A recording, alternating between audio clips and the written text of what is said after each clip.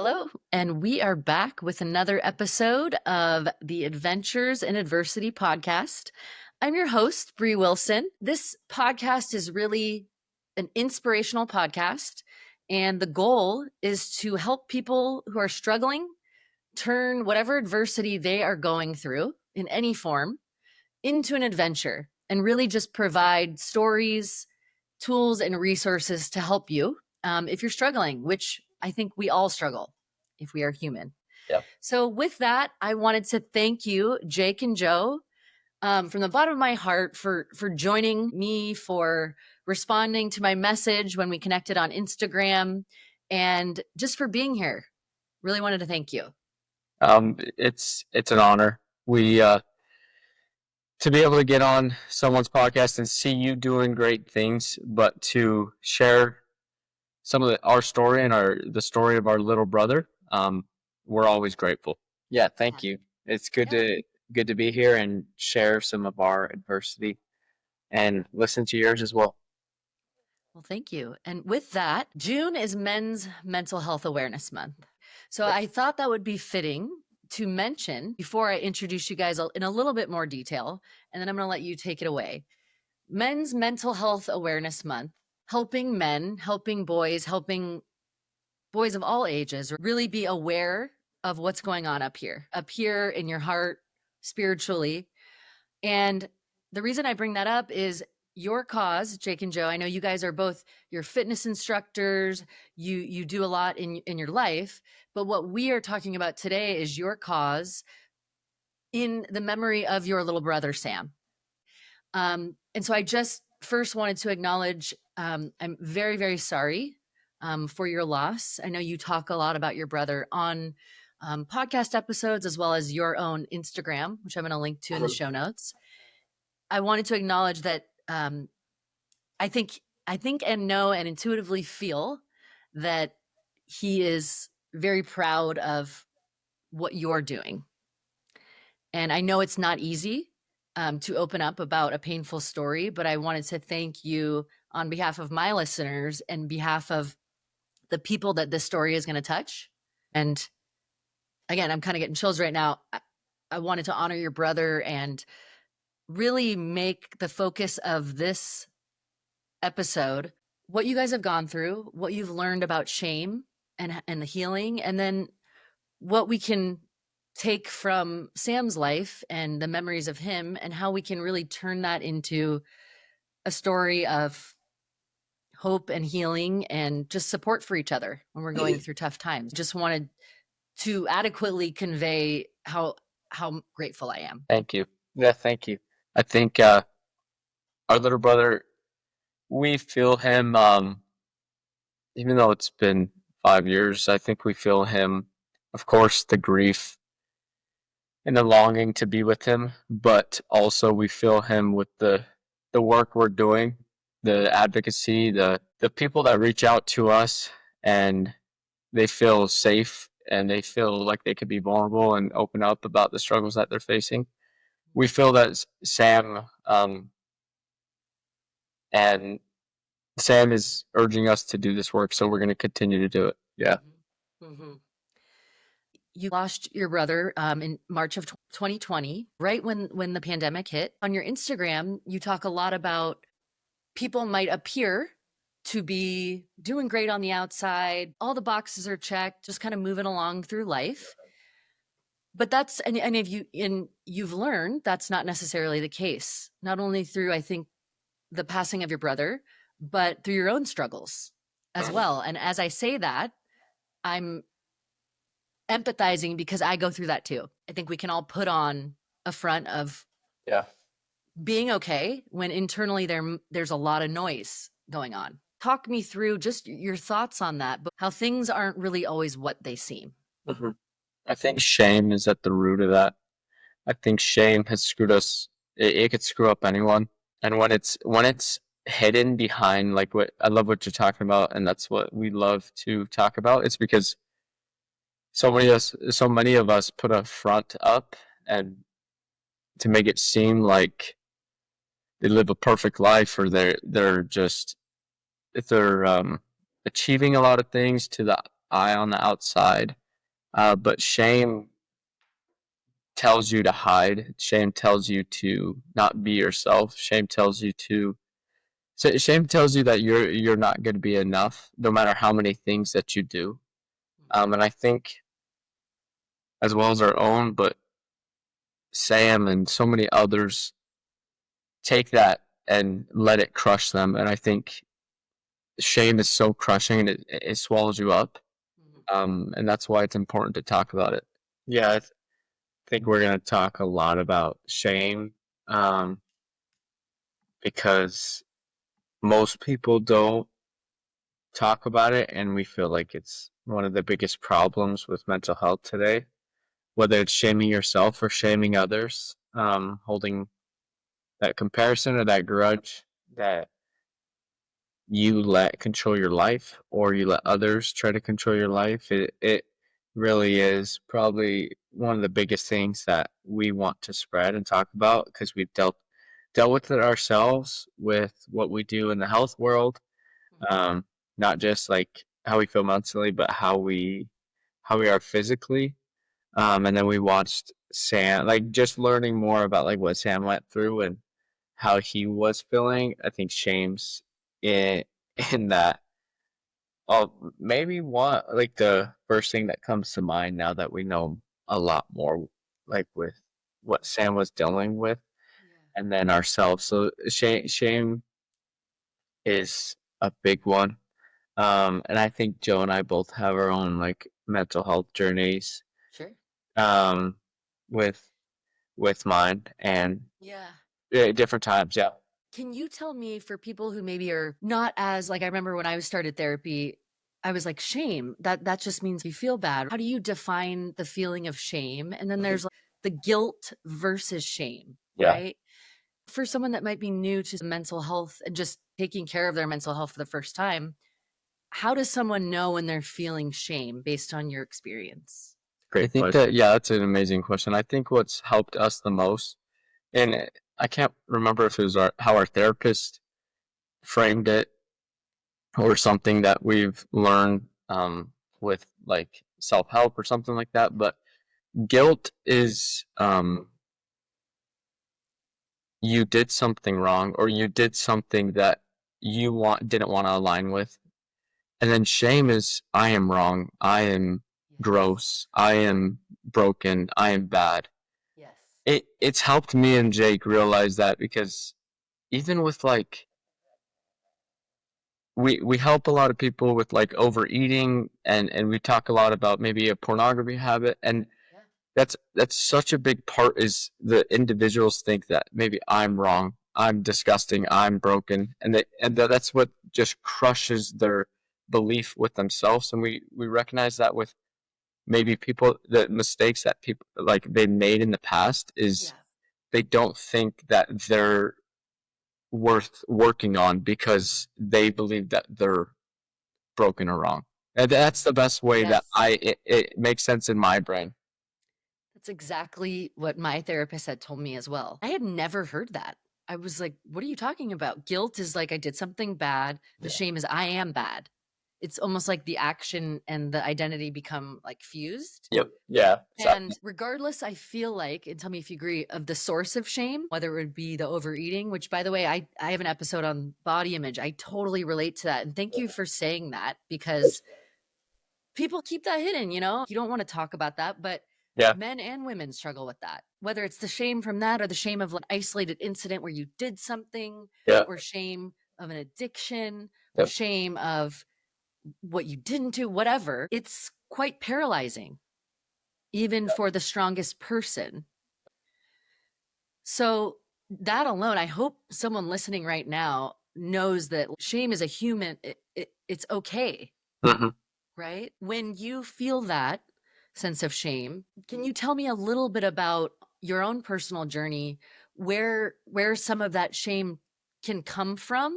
For example, like the overeating we were talking about, right? The hyper focusing on appearance and all of that. It's so hard. You sort of feel like, oh man, why is this such an issue for me, right? What do you do, or what have you learned through your experiences in therapy in the moment that you sort of feel that shame, are there any go-to things that you guys now know to do to help you at least start to climb out from that feeling? I think I wanted to touch on it. I think this is great, and I like how you use the word paralyzing.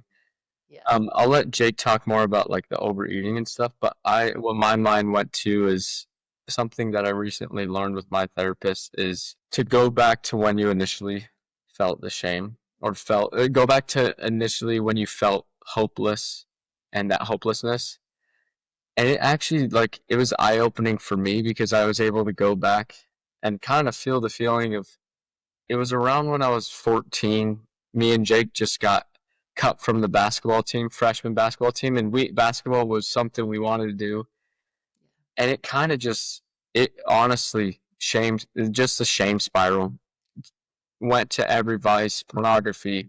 We started overeating a bunch. We like emotionally ate everything. And so Yeah. I think that's when we first initially felt that immense shame with we must be wrong, Mm, something that we worked on and enjoyed like stopped.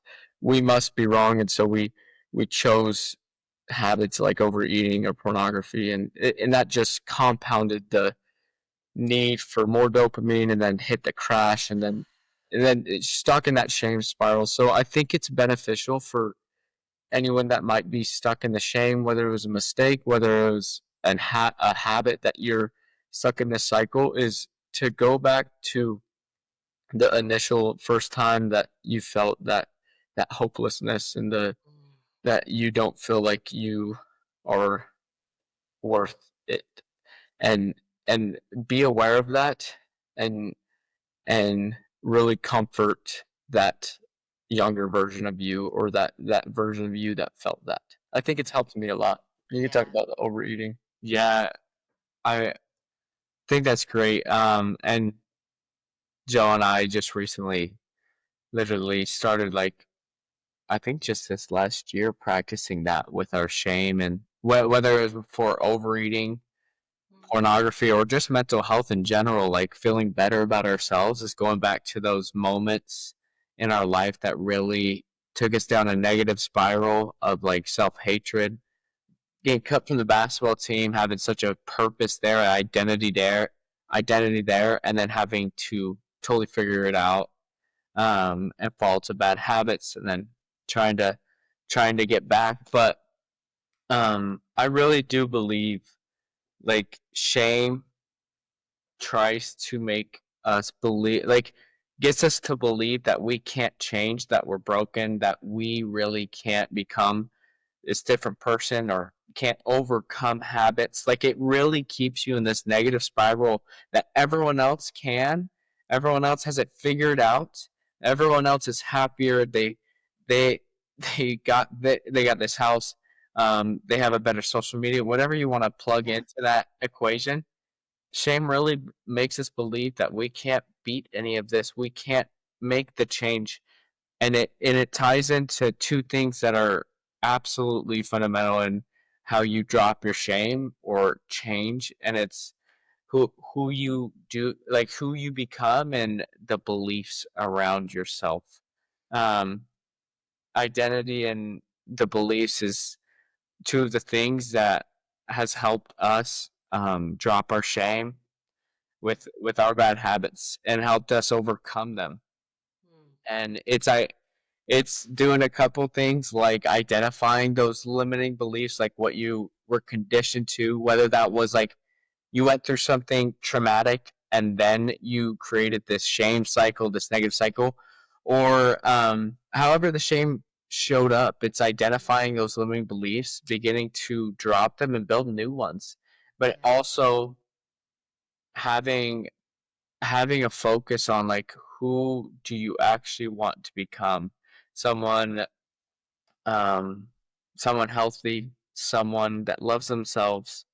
That's the two biggest focuses that I wanted to touch on to start, Mm, because um without that, like we really start believing that we are stuck, that we don't have a brighter future, and it sucks to see in ourselves, like because we've been there, we felt that, And it sucks to see in everyone else, like, that they really believe that they can't change, but it's completely a lie. It's a lie.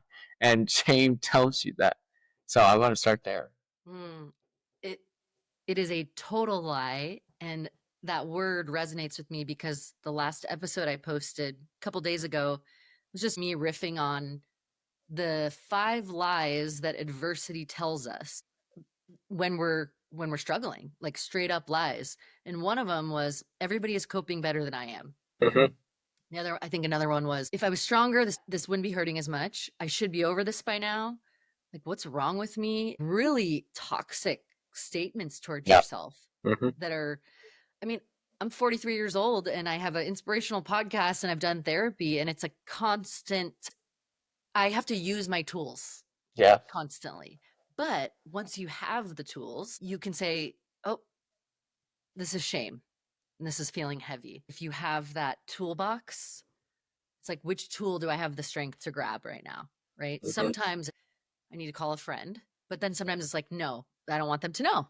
Right. The times when I can overcome my shame in the moment is when I start to feel it.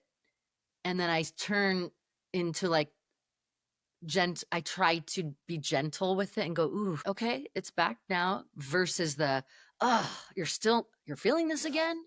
Are we doing this again? Yeah. Really, Bree? Then the spiral begins. Looking at me, you, anyone that comes on the podcast, you wouldn't go, oh, wow, that they look like they have a ton of shame. They look really shameful. The people that don't look shameful feel shame, or the people that, because you're human, it's a human Yeah. emotion. So, anyway, really, really resonates with me.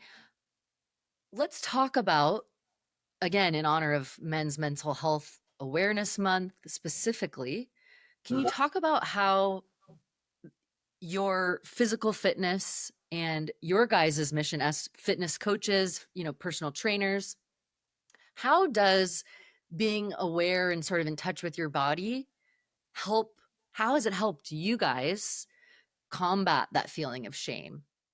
Yeah. So that's great because we after we got cut from the basketball team, I want to take it back just because to explain why we're Yeah, yeah. doing Go some for of it. the fitness stuff because Yeah. we got cut from the basketball team and oh man, we were lost for a while, a couple years. We lost a lot of confidence in ourselves, and we were just kind of going to school, not going to school, You're not young just too, yeah, right? just Yeah, it's young, but hard. just yeah, just felt lost. And so we kind of found ourselves back and our confidence back when we started getting into the gym and started lifting weights, started really loving the process of um, building muscle and all that good stuff. And we started finding our confidence.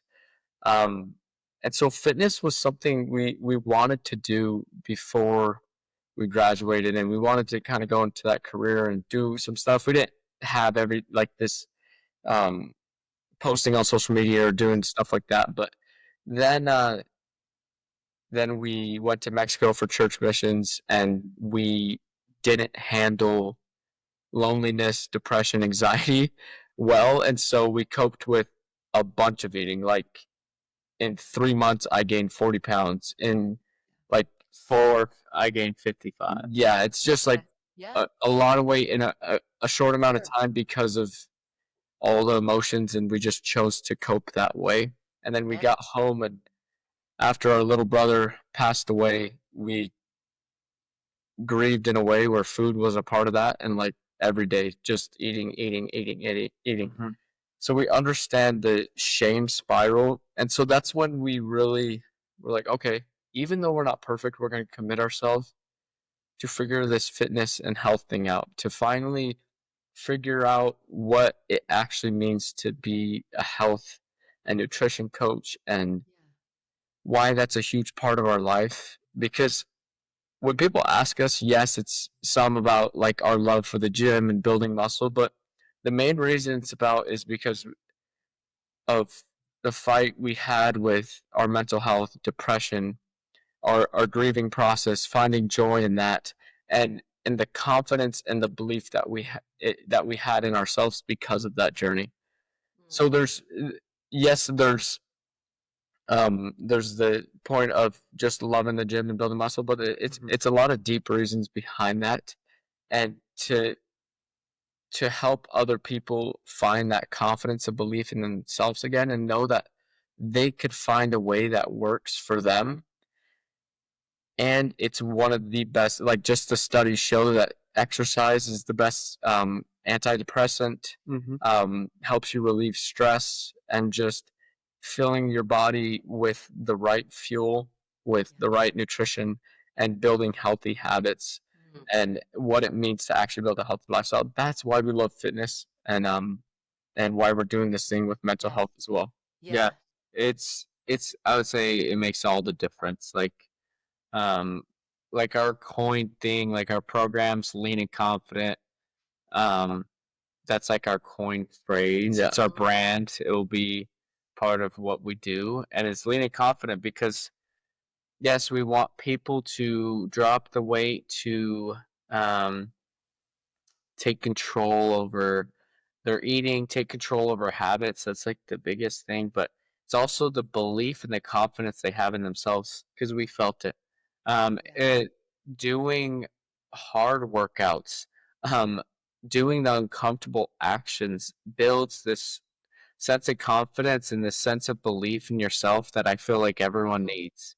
Because a lot of people really don't believe in themselves that they can really do hard things. They don't believe, or they have the confidence built up to do. Yeah, they don't believe in themselves. So that's like our biggest thing on what we want to do is show others and have others start building that confidence and belief because we think this lean and confident lifestyle is necessary for a great physical and mental health life. Like we truly believe that living your your life to the fullest takes you focusing on your mental and physical health. Mm. Yeah, it's part of both. And working out is literally that thing. Eating better is that thing. Mm. Of course, sleeping and Sure. managing your stress is that thing. Couldn't agree more. If you're listening to this and you're like, I'm not a workout person. Yeah, I'm just not a gym person.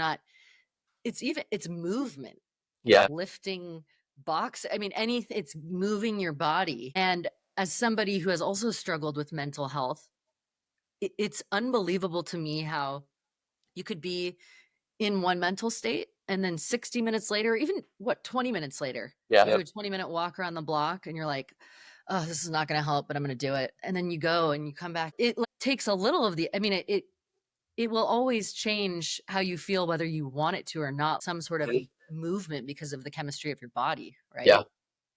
It's insane. And I read some other stat or saw some reel about this research that when you're lifting weights in particular, which I'm sure you guys have heard this, something in your muscles secrete, it's almost like your muscles become like there's a pharmacy within your body where you can secrete your body, your muscles want to make you feel better. Unbelievable. And whether or not you're on medication, and then there's all kinds, and I've openly said, I'm on anti-anxiety medication for OCD stuff. So you add the exercise, it's, Yeah. it can partner with medication from a doctor, or it can maybe be the thing that you need, whatever that is. It's powerful alone or with other things, right? Exactly. Yeah, go ahead. And I think I wanted to add some of the coping mechanisms because I know you asked earlier, and I don't know if we give you a direct Yeah, response. go for it. Um, some of the coping mechanisms that actually, or the coping habits that help specifically with our mental health and right along with that, our physical health is number one is connection with others. Um, especially when like an urge to maybe overeat or urge to do whatever, alcohol, like pornography, connection first has helped me the most.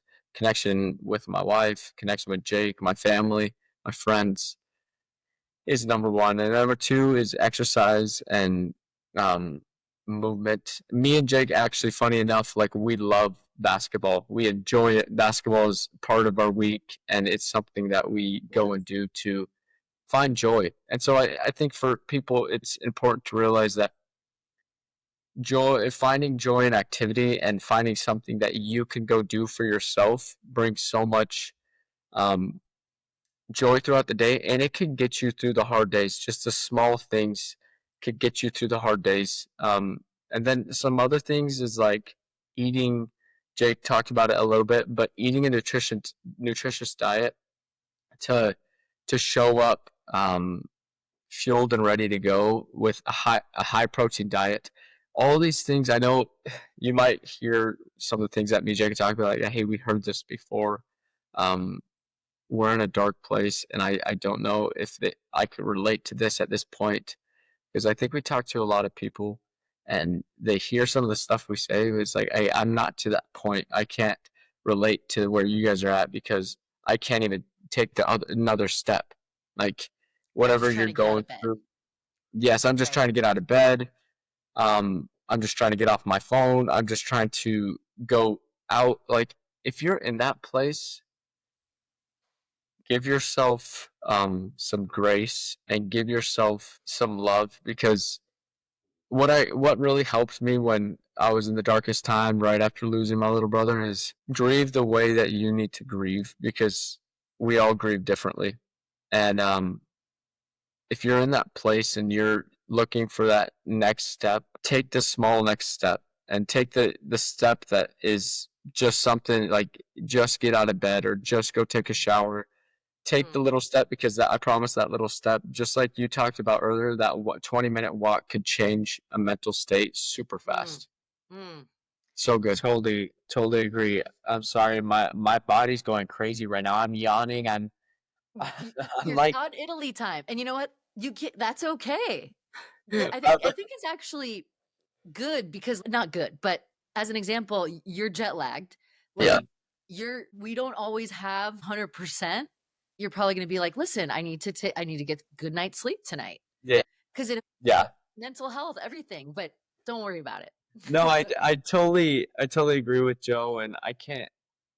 There's been so many times where um I'm thinking, de- whether it was dealing with my brother's death, or like after my divorce were some of the worst times of my life. Just lonely, battling depression and anxiety for, I would say, the first time, Yeah. and then Mm, even some darker thoughts than that. I can't. There's been so many times where I'm just so done. But connecting with my family, like literally driving over to my sister's house, spend time with Joe, his wife, and my sister and her family. mm, I was like, I got this. I can take it one more day. mm, Or connecting with God, of course, gives me one more moment, and then mm, getting a great workout in, whether it's just a walk, whether it's playing basketball, whether it's me working hard in the gym.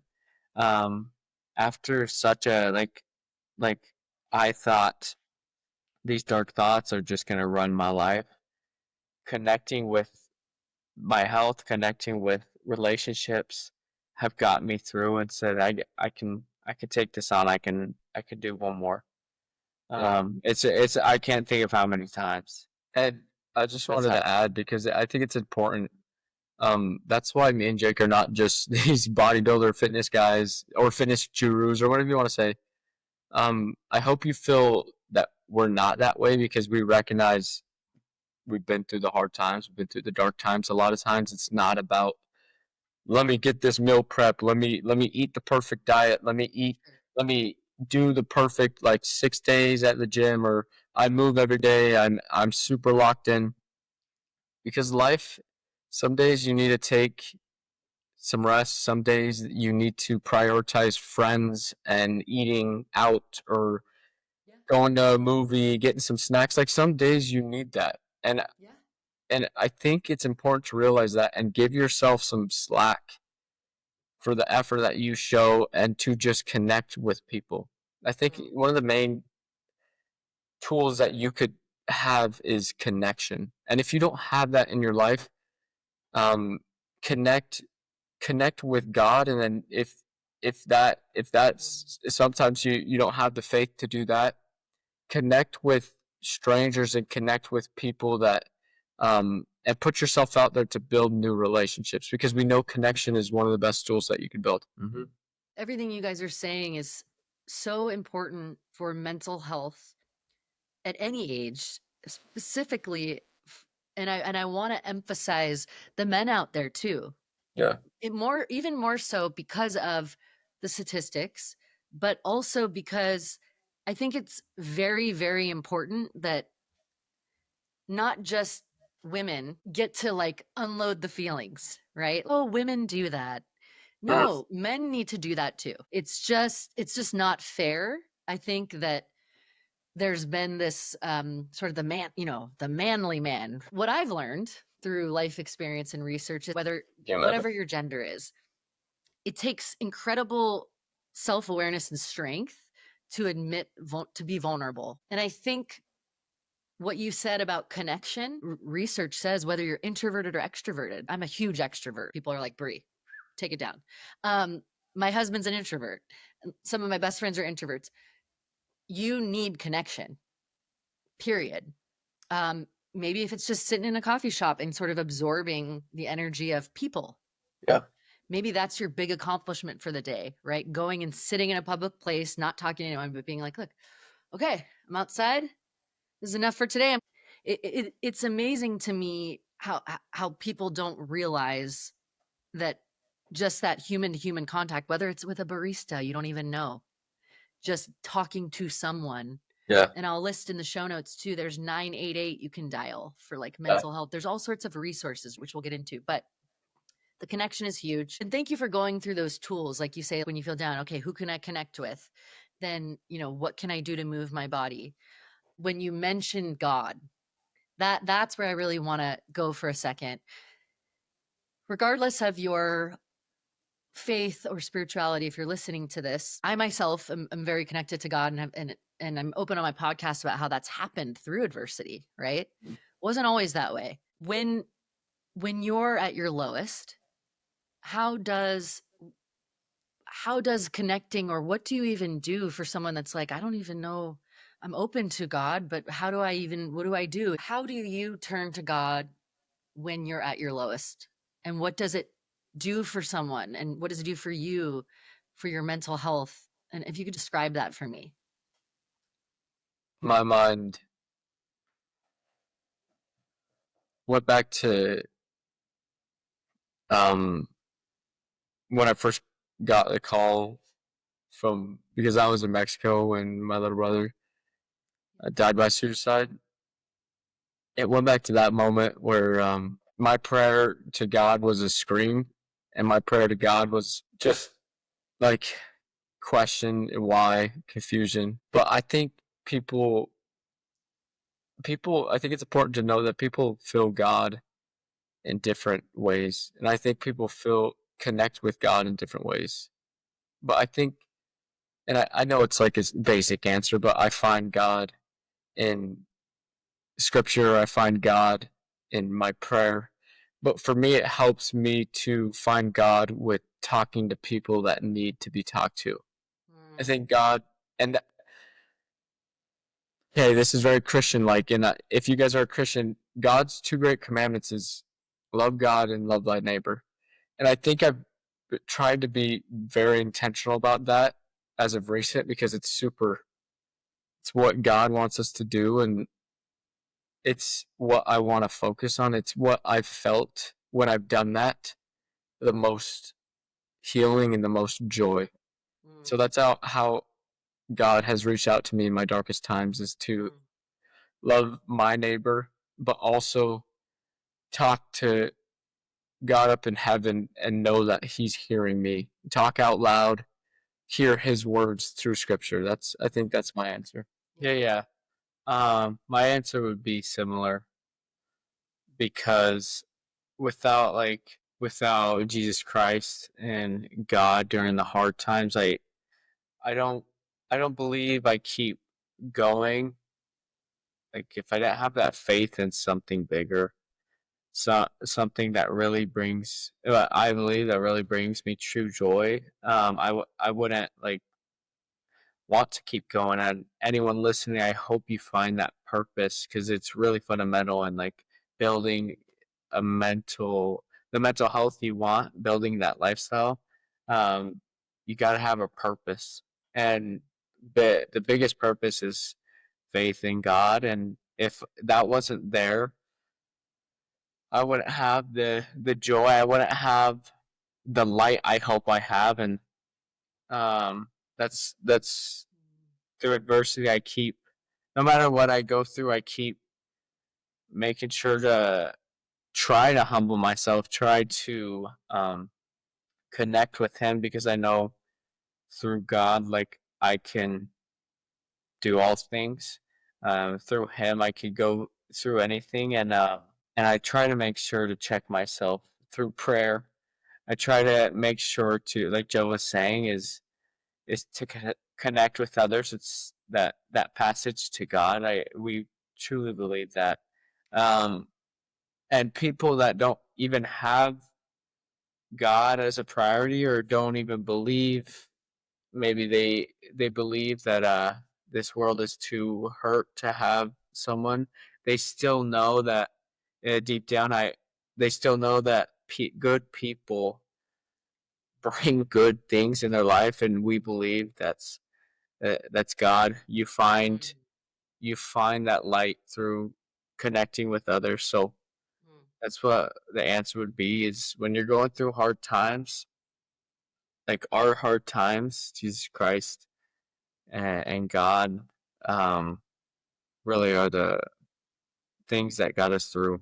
We got us going one more day. Got us forgiving ourselves, forgiving others, have us keep going towards a better life. Both of you, when you talked about how God comes through people too, it reminds me of what your mom had said when you guys were on in her podcast. I just listened to, and I'll link to her podcast in the show notes as well. She had mentioned that during that very difficult time when you had found out about your brother's passing, that you were on you're both on your missions, right? You're both on your missions. To both in And Mexico. she did say she she just the people and the way that the community and people showed up for you guys was quite incredible, right? The love, and in she had mentioned the sky being so dark that day, and it's just the contrast of in that moment your family couldn't really conceive of how you're going to get through this. I don't think you could probably imagine that, but almost, and I get chills when I say it, it's almost like when you're probably very angry with God, you're like, what is going on? This is not right. The compassion that comes in, the pain that you're going through, the God shows up in compassion through others. It doesn't mean that compassion erases the reality, but it softens the blow of life's most difficult moments. Mm-hmm. Your mom mentioned we all will have, the way she said it was quite moving. We will all have like a Friday like that, right? Because she found out on a Friday. And when I heard that, I flashed to the hardest moments of my life. And everybody has loss in some way. And for your family, this was the toughest thing and the toughest loss. And I just want to just say how much it touched me that your mom and you guys are able to have your faith in God and like let God work through other people. That's a huge message, right? If you're struggling, let God work through other people, right? Yeah.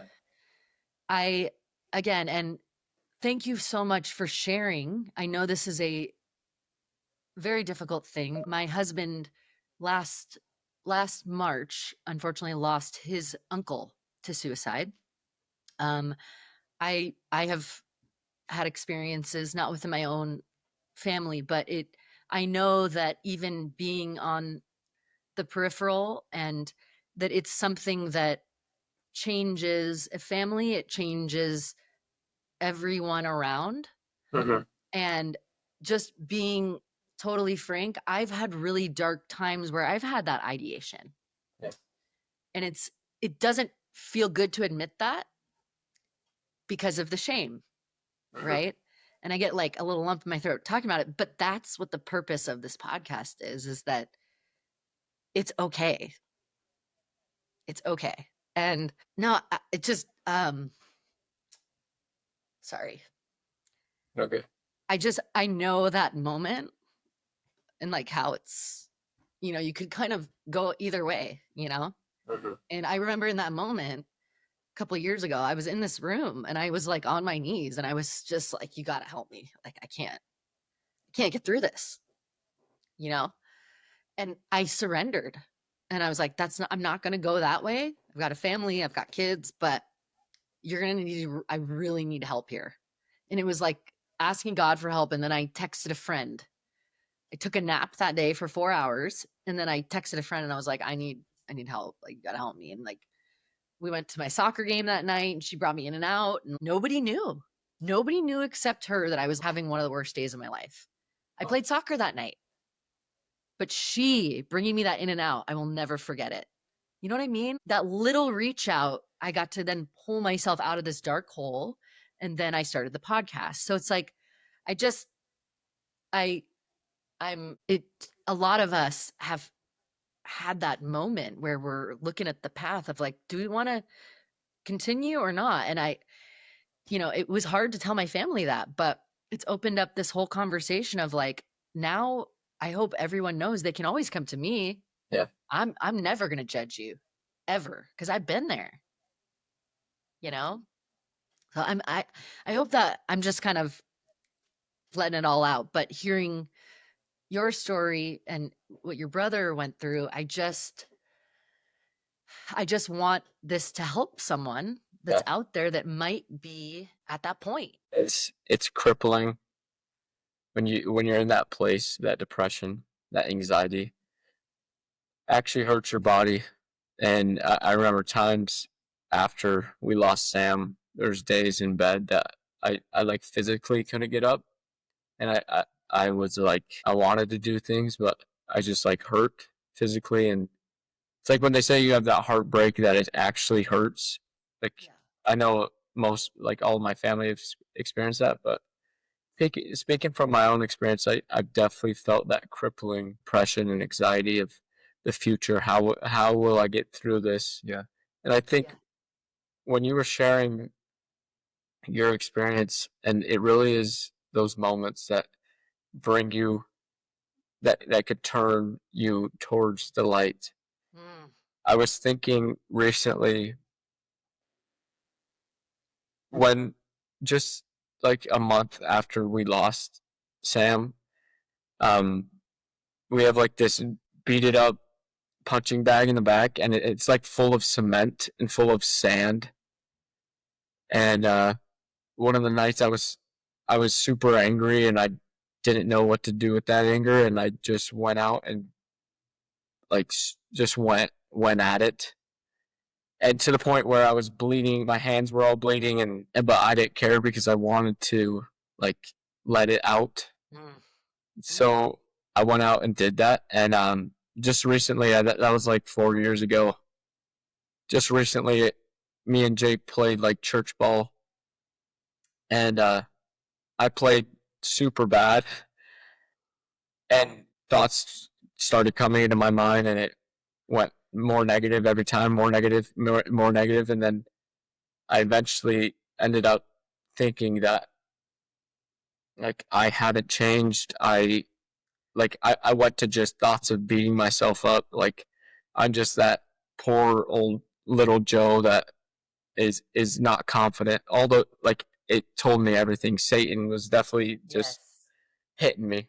Um, and it led just being vulnerable. It led me to think that like I had thoughts that like of self hurt. Like I should hurt myself because I don't feel worthy or like I don't know why they came, but they came and they came fast.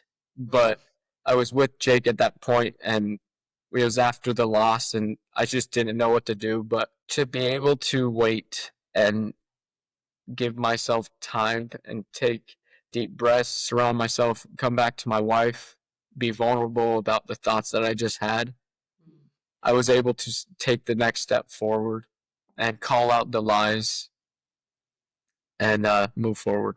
It's literally reaching out that hand. Throughout this episode, we've talked about mental health, right? June is Mental Health Awareness Month, particularly for men. I know May is Mental Health Awareness Month and June is Men's Mental Health Awareness Month. And the reason being is the last stat I checked was that men are 4 times more likely to commit suicide than women because they typically don't come forward with how they're feeling. So, this episode is all about the power and I want to say the beauty in coming forward with how you're feeling, because let me tell you, when you come forward with really emotional stuff to a friend or a family member and they respond to help you, that relationship is so beautiful in being vulnerable. You can't connect. Brene Brown says the definition of shame, I believe, that's it's funny how it just came to me again. I was like, oh, wait, I know a definition, was a fear of disconnection. Your community is like fear of disconnection. So the only way, and that vulnerability, when you're vulnerable, you create connection. So it's almost like vulnerability is literally that antidote to shame. If you like it will, the vulnerability and the self-compassion, even when you don't feel like you deserve it, you have to be compassionate to yourself. You are worth it, right? And I try to tell my kids, and I need to tell myself this, you don't have to do anything to like be loved. On your worst day, when you miss work, when you're depressed in your bed, when you mess something up, when you fall back into addiction, you are still loved by God, even in your mess. And some people might be like, "Wait, what are you talking about?" No, you're loved when you're doing all no, you're not loved when you're doing all the right things. You're right? The 3 of us have been through dark times. We've lost people to dark times, and that the shame you're feeling can be alleviated through God and through just reaching out. It's really as simple as that. A reach out. Help me get out of bed. Can someone help me get out of bed? I Right? love it. My mom has a sign in her upstairs room where she does her podcast. Nothing could separate us from the love of God. I think it's something that everyone needs to hear, and to know that someone always loves you. It is so important because it's so easy to feel not loved or not seen. Yeah. But that statement, like nothing could separate us from the love of God, it brings everyone so much confidence, brings us so much. You start to believe your worth because you know that someone's always going to be on your side. Yeah, I Yeah. think shame dies. That negative cycle dies when you're able to be real with someone, be real about the dark times, the bad habits, Yeah. the good things, the trauma. That's where like you really can. That's where you really start loving people, start loving yourself. Is when you're finally able to do that. When you're finally able to open up. Yeah. Yeah, absolutely. And to kind of round out our, and I literally say this every time that I want to, there's all these kind of roads that we can go to have different conversations. And you never know, I'm going to be like knocking on your guys' door again and asking you to come back. But Love to. yeah, I wanted to thank you. I wanted to highlight that you two, your profession, right, is you are personal trainers, fitness. Like, tell me what you can offer, what you offer as far as services for anybody who might be, looking for some coaching. Yeah, so we help people online through our app, and what we specialize in and what we focus on with our clients is we help them overcome an overeating habit by helping them drop shame and build new empowering beliefs, and build confidence in who they're becoming. A lot of people approach it with a super um, self-hating approach and every trend out there, just trying to figure out the quick fix. But me and Jake work with people one-on-one with their nutrition, especially, and then their fitness and workouts, of course, and then getting them surrounded by our community, but Yeah. to help them drop shame with how they think of food, and so they actually build sustainability. Yeah, we're all about the lean and confident lifestyle, building the physical and mental health you want. And lifestyle is Yeah. that's the thing. Yeah. We are science based.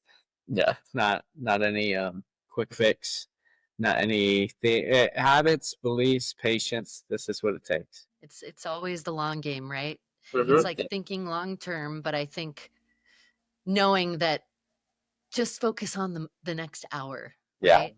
One of my guests, he had his name's Nick, and he had recovered from a snowboarding accident, and he offers coaching to people, and his whole thing is like just take that next step, and the next step will reveal itself. So I like like that. you're taking care of yourself for the long game, but like day to day, just focus on the next 15 minutes, right? What can I do? And then the next, and then when you need help, phone a friend, pull the audience, call your therapist, mess it, like anything. You have those tools ready for you Yeah. because we all need them, Yeah. you know? Um, well, I've got the gardener outside, and hope maybe that's a signal that it's time to wrap up. But God always knows that I need a reason to stop talking because I just keep going. So God's like, we're gonna go ahead and get the gardener in here. I love it. But no, again, I think I've thanked you a million times, but I really do mean it. Thank you for sharing your story. Mhm. Thank you for to you and your family for being so vulnerable and open. You and your mom for having her podcast.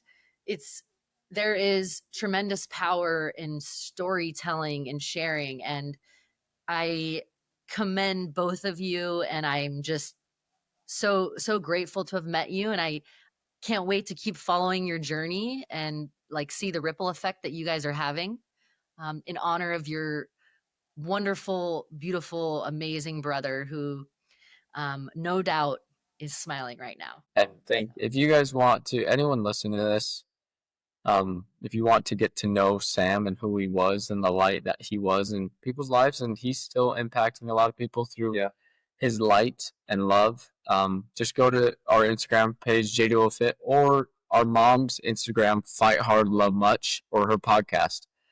We constantly talk about Sam, and we talk about mental health all the time. But if you want to get to know him more, go to those pages. Yeah, and thank you so much for Yeah, having us. thank you. It's been amazing. It's awesome. You're so welcome. Thank you. And I know that we're going to be talking in the future for sure. Yes. Of course. Thank you so much. Amazing. Thanks, guys.